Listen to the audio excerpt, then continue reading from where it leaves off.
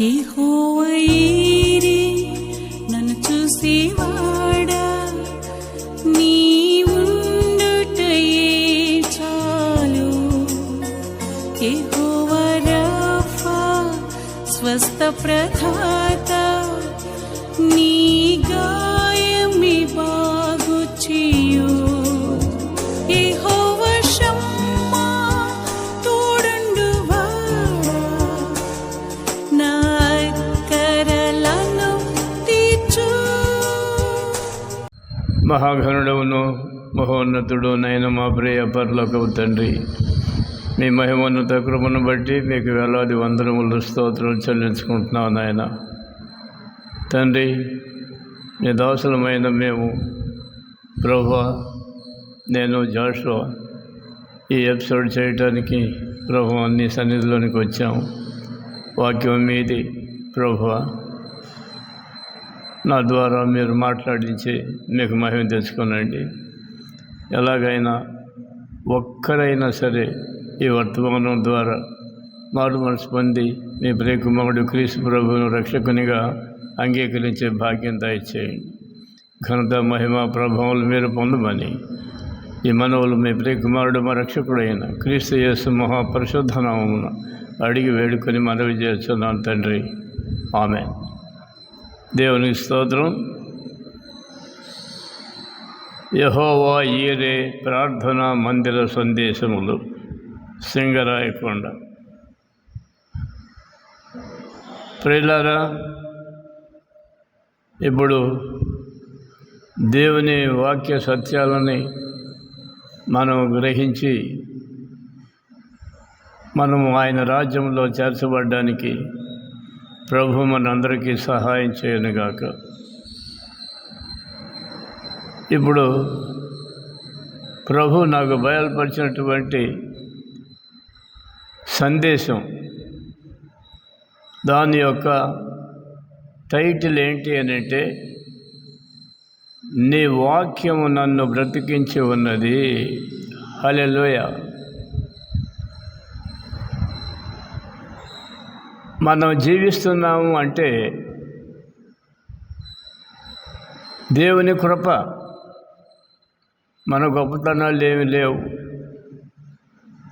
గొలియాతు లాంటి 6 ముళ్ళ జానుడు 3 ముళ్ళ వెడల్పు కలిగినటువంటి దేహం కలిగిన వాడైనా, అంతకంటే గొప్పవాడైనా మానవుడు ఏదో ఒక దినాన ఈ లోకాన్ని విడిచిపెట్టవలసిందే. అయితే విడిచిపెట్టిన తర్వాత ఎక్కడుంటాం అనేది మనం ఇప్పుడు బ్రతికుండగానే తెలుసుకోవలసినటువంటి అంశం. మనం ఎక్కడుంటాము అనంటే, ఈ లోకం విడిచిన తర్వాత 2 స్థలాలు ఉన్నాయి. ఒకటి నరకము, 2 పరలోకం. ఈ లోకంలో యేసు ప్రభువుని ఎరుగకుండా ఆయన తృణీకరించి వారి యొక్క జీవితాన్ని ముగించేటటువంటి వారందరూ కూడా యేసునందు విశ్వాసం లేని వారుగా ఈ లోకాన్ని విడిస్తారు. కాబట్టి వాక్యం సెలవిస్తున్నట్లుగా అలాంటి వారందరూ కూడా నరకంలోనే ఉంటారు. ఎందుకంటే అది వారే తిరస్కరించారు, రక్షణను వారే తిరస్కరించారు. అందుకని ఎవని క్రియల చొప్పున వారికి ప్రతిఫలము కలుగుతుంది అనే వాక్య సత్యం ప్రకారం ఎవని క్రియల చొప్పున అతడు తీర్పులోనికి వస్తాడు. కాబట్టి ప్రభువు నాకు ఇచ్చినటువంటి ఈ వాక్య భాగం ఏంటంటే, నీ వాక్యము నన్ను బ్రతికించి ఉన్నది. హల్లెలూయా. ఎవరైనా ఇహలోకములో పరలోకములో కూడా యుగ యుగాలు జీవించి ఉండాలి అని అంటే, దేవుని వాక్యం చెప్తున్నటువంటి సత్యం ఏంటనంటే, ఆయన ప్రియకుమారుడు అయినటువంటి యేసు ప్రభువును భూలోకములో ఎంతటి వాడైనా సరే తిరస్కరించినట్లయితే ఆయనతో నాకు పని లేదు అని చెప్పి ఆయన్ని విసర్జించి ఆయనకు మారుగా నీ ఇష్టం వచ్చినటువంటి రీతిగా జీవించినట్లయితే తుదకు దాని ఫలితం ఏంటంటే నరకమే. కాబట్టి ప్రియులారా, ఇక్కడ కీర్తనల గ్రంథము 119వ అధ్యాయము 7వ వచనము ఏమని అంటుంది అని అంటే, నీ వాక్యము నన్ను బ్రతికించి ఉన్నది. దేవునికి స్తోత్రం. నా బాధలో నాకు నెమ్మది కలుగుచున్నది. Praise the lord. ప్రియులారా, చూడండి, ఇక్కడ దేవుని సేవకుడు మాట్లాడుతున్నాడు. ఆయన హృదయంలో నుండి వెలువడినటువంటి విజ్ఞాపన సహితమైనటువంటి ఈ వాక్య భాగము ఏం చెప్తుంది అని అంటే, నీ వాక్యము నన్ను బ్రతికించి ఉన్నది, నా బాధలో నాకు నెమ్మది కలిగించుచున్నది.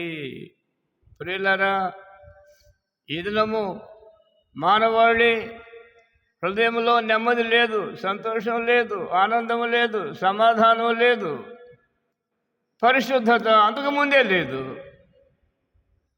ఇలాంటి దుస్థితిలో కన్నుమూసినటువంటి ప్రతి వ్యక్తి కూడా దేవునికి దూరస్తుడుగానే ఉంటాడు. నీవు నమ్మినా నమ్మకపోయినా ఇది సత్యం. పుట్టంధుడు ఒకడు, సూర్యుడే లేడు అంటే అది ఎంతవరకు సత్యమో, అది ఎంతవరకు ఆమోదయోగ్యమో మనం గ్రహించాలి. కారణం ఏంటి అంటే, సూర్యుడే లేడని పుట్టంధుడు ఎందుకు అంటున్నాడంటే, సూర్యుడు అని కనబడటం లేదు. ఆ విషయం మనకి తెలియదు, గాఢాంధకారంలోనే ఉంటాడు. అయితే క్రీస్తునందు విశ్వాసం ఉంచినటువంటి వ్యక్తి పుట్టంధుడైనా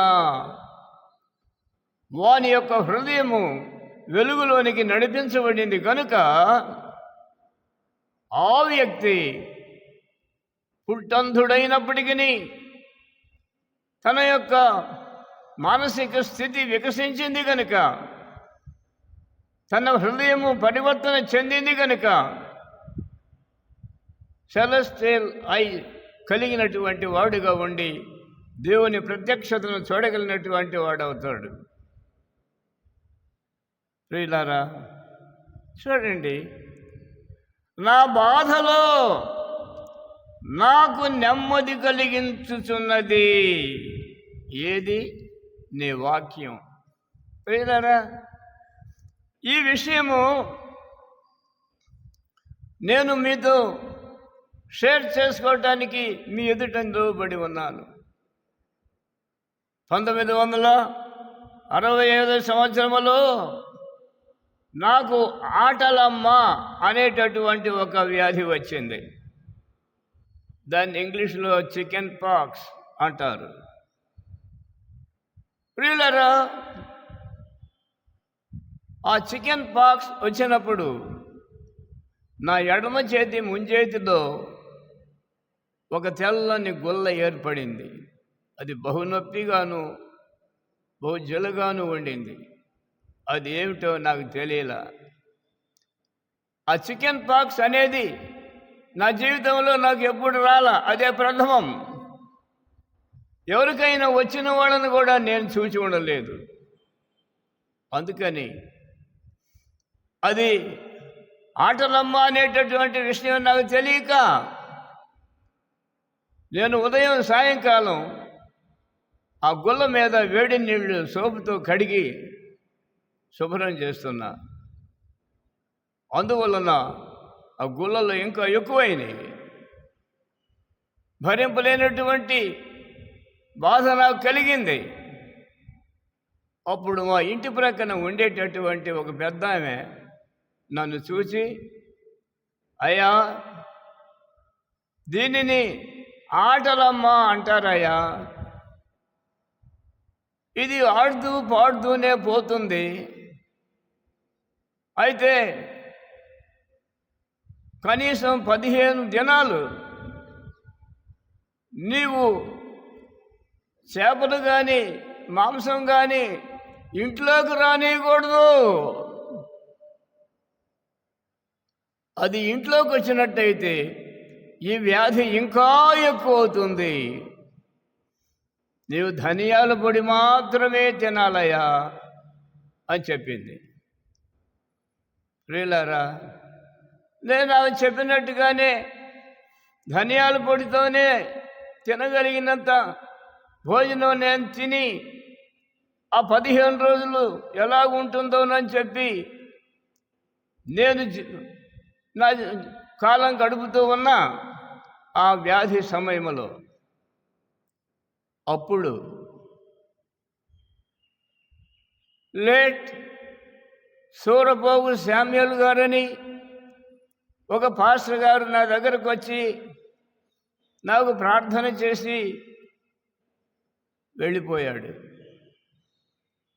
సార్, మీరు నా దగ్గర ఉండండి, ఈ రాత్రి నాతో ఉండి నా కొరకు ప్రార్థన చేయండి అయ్యా. నేను బ్రతిమలాడాను, కానీ నాకు వేరే ప్రార్థన ఉన్నది, నేను ఉండడానికి వీలు లేదని ఆయన వెళ్ళారు. ప్రియులారా, నాకు బాగలేదని తెలిసినటువంటి ఒక హై స్కూల్ టీచర్, నెల్లూరు జిల్లా ఆత్మకూరు తాలూకా రేవూరు గ్రామ హై స్కూల్ టీచర్, ఒక భక్తిపరుడు, నాకు బాగలేదని తెలిసి కందుకూరు తాలూకా పలుకూరులో ఉన్నటువంటి నన్ను చూడటానికి ఆయన ఎంతో ప్రేమతోటి నా దగ్గరికి వచ్చాడు.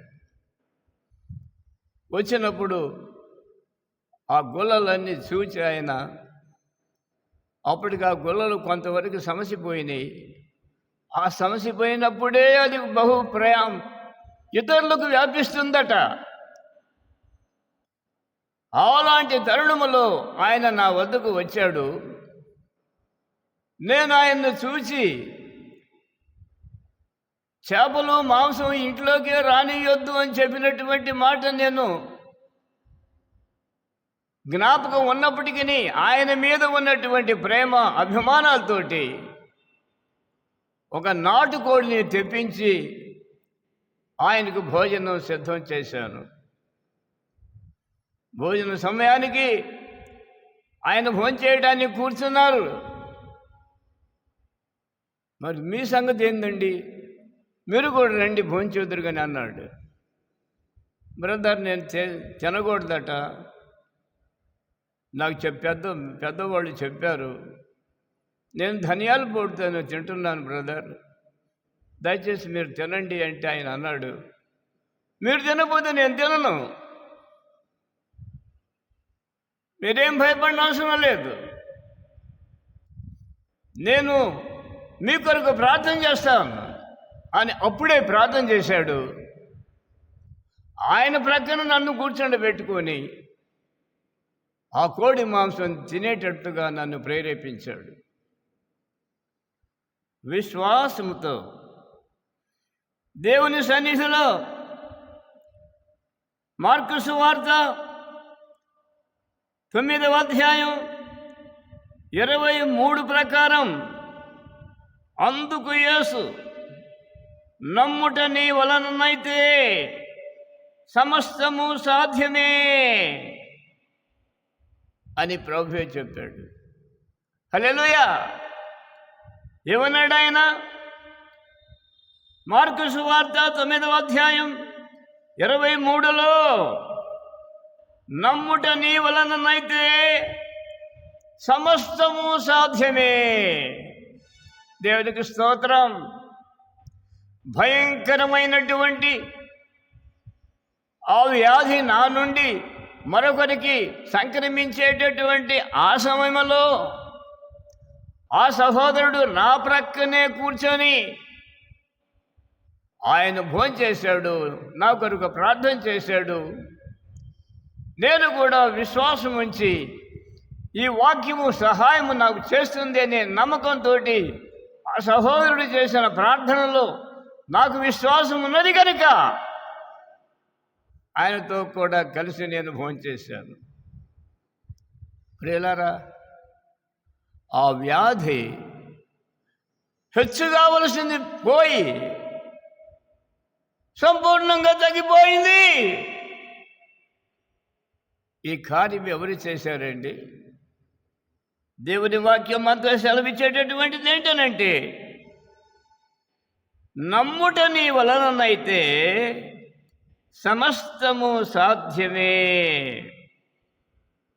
ప్రియులారా, ఈ వర్తమానం వినుచున్నటువంటి ప్రియులు ఎవరైనా సరే, స్త్రీలైనా పురుషులైనా బాలురైనా బాలికలైనా వృద్ధులైనా యవనులైనా ఎవరైనా సరే, నీవు దేవుని నుండి నీకు కావలసినటువంటిది పొందాలి అని అంటే క్రీస్తు ప్రభువునందు నీవు విశ్వాసం ఉంచితే చాలు. నీవేం పెట్టుబడులు పెట్టనవసరం లేదు. కొండలకి పర్వతాలకి పోనవసరం లేదు. నదులకి అడవులకి వెళ్ళనవసరం లేదు. నీవు కానుకలు కట్నాలు ఇవ్వనవసరం లేదు. యేసు ప్రభువు రక్షకుడని, నీ బాధలో నీకు సహాయము చేయగలిగిన ఏకైక రక్షకుడని నీవు విశ్వసించగలిగినట్లయితే, ప్రభువు చెప్పినటువంటి మాట ప్రకారం నమ్ముట నీ వలననైతే సమస్తము సాధ్యమే. అంతేకాదు ప్రియులారా, దేవుని మహాకృపను బట్టి నేను స్వస్థపరచబడినాను. అప్పుడు నా వయసు 25 సంవత్సరాలే. ఇప్పుడైతే 86 సంవత్సరాలు జరుగుతున్నవి.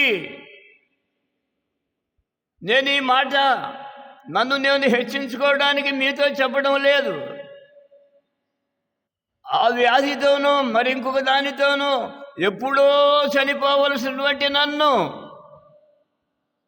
86 సంవత్సరాలు నన్ను జీవింపజేస్తూ ఆయన పక్షాన సాక్షిగా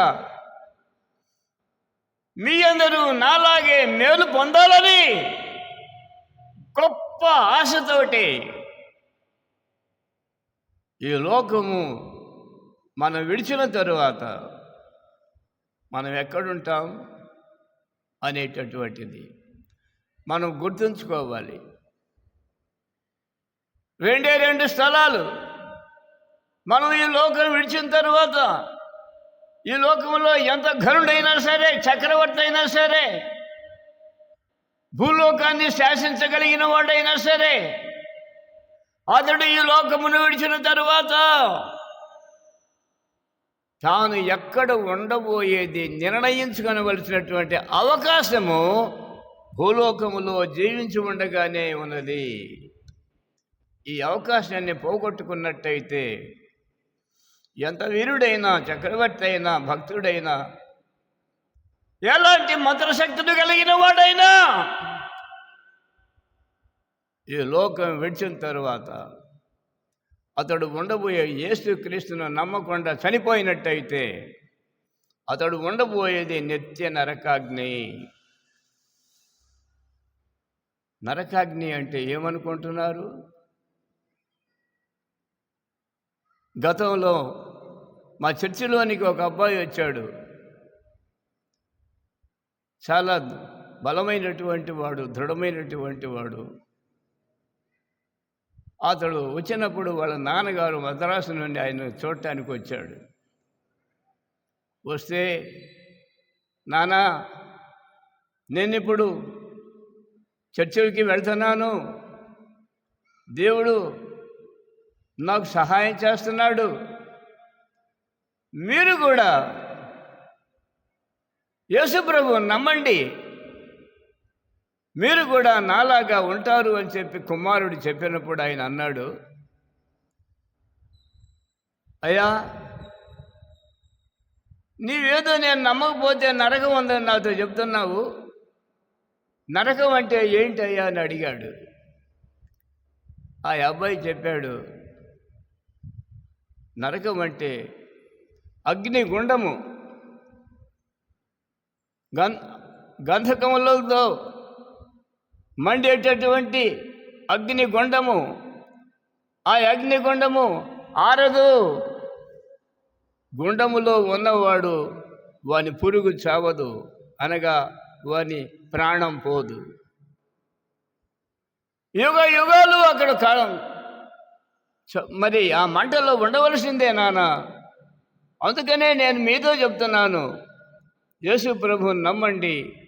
నేను నమ్మాను, నాకు దేవుడు సహాయం చేశాడు అది చెప్పినప్పుడు ఆయన అన్నాడు కదా, ఓహో అలాగా, అక్కడ మంట ఉంటుందా, చలిగాచుకుంటా లేరా. చూసారా,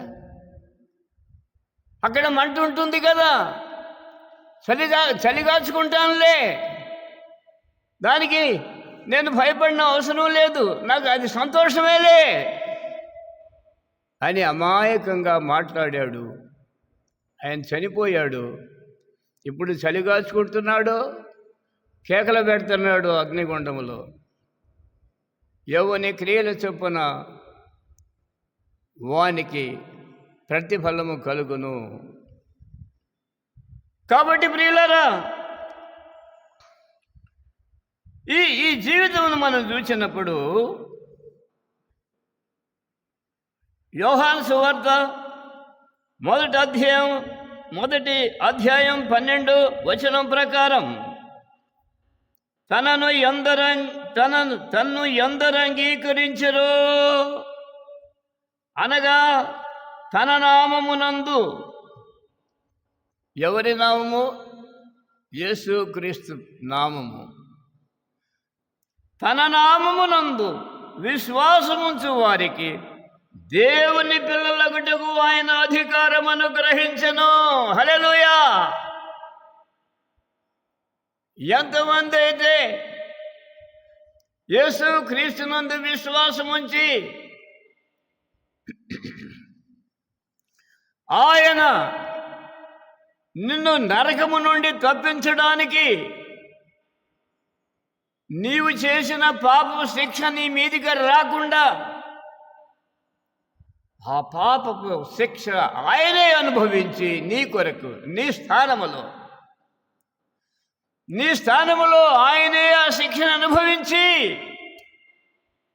నిన్ను విడుదల చేసినటువంటి రక్షకుడు. సృష్టిలో ఇలాంటి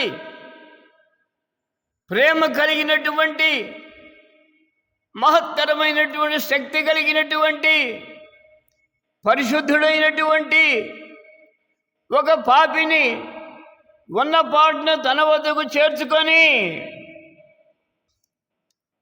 తన రక్త ప్రభావమున వానిని కడిగి పవిత్రపరిచి తన కుమారునిగా అంగీకరించేటటువంటి రక్షకుడు ఉన్నాడని నీవెప్పుడైనా ఎక్కడైనా విన్నావా? ఒక్క శిలువ మీద నీ పాపమును నా పాపమును సర్వమానవాళి పాపమును ఆయనే భరించి, పాపము చేసినటువంటి నీకు నాకు రావలసినటువంటి శిక్ష ఆయన భరించి, నీ స్థానములో నా స్థానములో ఆయన భరించి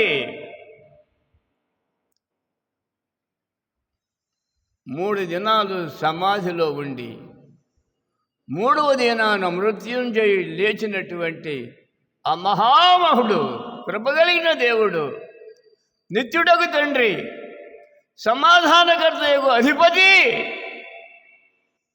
నీకు సమాధానం ఇచ్చి నీ బాధలో నీకు నెమ్మది కలుగజేసి, ఈ దినాల్లో చాలామంది కుటుంబంలోనే సమాధానము లేదు.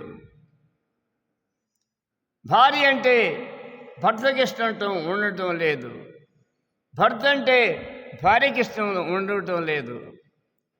పిల్లలు వారికి దూరం అయిపోయి జీవిస్తున్నారు.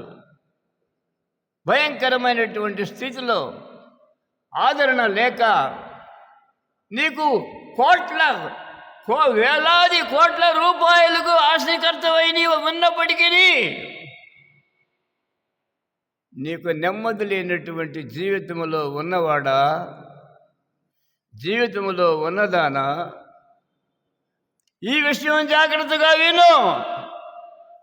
దేవుని వాక్యం సెలవిచ్చేది ఏంటంటే, నీ వాక్యము నన్ను బ్రతికించి ఉన్నది. వాక్యము అంటే యేసు ప్రభువే. వాక్యము అంటే యేసు ప్రభువే. ప్రియులారా, నీ వాక్యము నన్ను బ్రతికించి ఉన్నది. నా బాధలో నాకు నెమ్మది కలిగించుచున్నది. హల్లెలూయా. నీవు ఏ బాధలో ఉన్నావో, నీ బాధలు అప్పుల బాధలో ఉన్నావా, వ్యాధి బాధలో ఉన్నావా, శత్రువుల వలన బాధలో ఉన్నావా, ఎలాంటి పరిస్థితిలో నీ ఉన్నా, ఇక్కడ దేవుని వాక్యం అంటుంది, నా బాధలో నాకు నెమ్మది కలిగించుచున్నది నీ వాక్యమే. వాక్యము అనగా యేసు ప్రభువే. కనుక ప్రియుడా, సహోదరి, ఇక్కడ దేవుని వాక్యం సెలవిచ్చేటటువంటి మాట ఏంటంటే, యోహాను సువార్త 1వ అధ్యాయం 12వ వచనం ప్రకారం, తనను ఎందరు అంగీకరించిరో, అనగా తన నామమునందు, ఎవరి నామము? యేసు ప్రభు అనే పేరునందు ఎందరైతే విశ్వాసం ఉంచి మరణమునకు ముందే, మరణము సమీపించక మునిపే యేసు ప్రభు నీ కొరకు మరణించి తిరిగి లేచి నీకు నిత్య జీవం అనుగ్రహించడానికి సజీవుడిగా ఉన్నటువంటి దేవుడని నీవు నమ్మినట్లయితే నీ హృదయంలోనే ఆయన నివాసం చేస్తానని చెప్పాడు. ఈ విషయం నీకు అర్థమైందా? నీవు ఆయన నమ్మినట్లయితే ఆయనే నీ హృదయంలో నివాసం చేస్తానని చెప్పినటువంటి కృపామయుడు దేవుడు అక్కడున్నాడు ఇక్కడున్నాడని దేశ దేశాలకి నీవు యాత్రలు చేయని అవసరం లేదు. కొండలు పర్వతాలకి వెళ్ళనవసరం లేదు. అడవులు ఎడారుల్లోనికి సముద్రంలోనికి వెళ్ళనవసరం లేదు. నీవున్న స్థలములోనే యేసు నా రక్షకుడని నమ్మగలిగినట్లయితే, నా పాపమును క్షమించాడు, ఆయన నా కొరకు శ్రమపడి తిరిగి లేచాడు, కాబట్టి ఇదిగో నేను ఆయనను స్వరక్షకునిగా అంగీకరిస్తాను, నా హృదయంలో ఆయన్ని చేర్చుకుంటాను. నేనొక్కడనే కాకుండా నా కుటుంబం అంతా కూడా రక్షించబడాలి అనంటే ఆయనే ఆశ్రయం అనేటువంటి సత్యమును ఇప్పుడు నేను గ్రహించాను. నా బాధలో నాకు నెమ్మది కలిగించేటటువంటి రక్షకుడు నాకు దొరికాడని ఏ వ్యక్తి అయితే సంపూర్ణముగా నమ్మి, నేను మసూచి అనేటటువంటి వ్యాధిగ్రస్తుడున్నాయి, ధనియాల పొడి తప్ప ఇంకేది తినకూడదని చెప్పినప్పుడు నేను అలాగే ఉన్నాను. కానీ ఒక భక్తిపరుడైనటువంటి సహోదరుడు నెల్లూరు జిల్లా ఆత్మకూరు తాలూకా రేవూర్ అనే ఆ స్థలంలో హై స్కూల్ టీచర్, ఆయన నా దగ్గరికి వచ్చి, సహోదరుడా నేను మీకు ప్రార్థన చేస్తున్నాను అని నా ఎదుట ఆయన ప్రార్థన చేసి ఆయన ప్రక్కనే నన్ను కూర్చోబెట్టి ఆ వ్యాధిగ్రస్తులు తినకూడనటువంటి ఆ కోడి మాంసాన్ని ఆయనతో పాటు నాకు కూడా తినడానికి ఆయన నన్ను ప్రోత్సహించాడు. ఆ మాట నమ్మి నేను భోంచేసినప్పుడు చావకుండా 86 ఏళ్ళు జీవించి నేను నా సాక్ష్యాన్ని మీకు అందిస్తున్నాను. నమ్ముట నీ వల్లనైతే సమస్తము సాధ్యమే. అలాంటి కృప దేవుడు మనందరికీ దయచేయునుగాక. ఆమేన్. తండ్రి అయిన దేవుని ప్రేమ, కుమారుడైన క్రీస్తు ప్రభు కృప, పరిశుద్ధాత్ముని అన్యోన్య సహవాసము కూడి ఉన్న మనకును సర్వలోక పరిశుద్ధులకును ప్రత్యేకించి ఈ వర్తమానం ఎవరైనా విని మారు మనసు పొంది క్రీస్తును రక్షకునిగా అంగీకరించినట్లయితే వారికిని యుగ యుగములు ప్రభు కృప తోడై ఉండునుగాక. ఆమేన్. ఆమేన్.